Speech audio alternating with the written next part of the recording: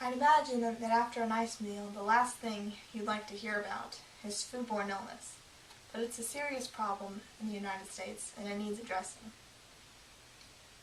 I'd like to discuss with you the problem itself of foodborne illness, its cause, and what you can do about it. My first main point is the problem itself. Foodborne illness is rampant in the United States and across the world. Just last month, 35 were killed in Germany by an outbreak of E. coli. According to a report by the CDC on April 13th of this year, foodborne illnesses affect 1 in 6 Americans every year. 1 in 6 are affected. That means you are affected, whether it be a family member or a friend or an acquaintance. Someone you know will be affected by foodborne illness.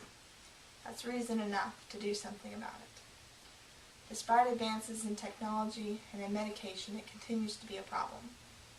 Technology and medication is not fixing it, but there are things that can fix it. Which brings me to my second point. What causes foodborne illness? How does it reach so many? Well, that can be summed up into two common habits of Americans, and that is rare burgers and cookie dough. You all know you love your rare burgers and your cookie dough. You make the batter and you don't cook it. You eat it out of the bowl, you lick the spoon, you let your kids lick the spoon. It's become an American tradition of cookie dough and rare burgers.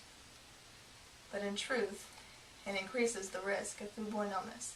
We continue to shove that aside and hope for advances in technology. Which brings me to my third point. What can you do about foodborne illness? How can you decrease that number of 1 in 6 to be less than that? All humor aside, you can be a practical and safe consumer. You can prepare your food safely and avoid the runny yolks and the red meats.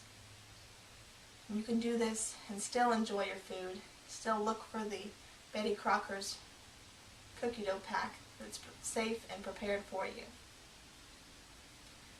All this you can do and be a safe consumer.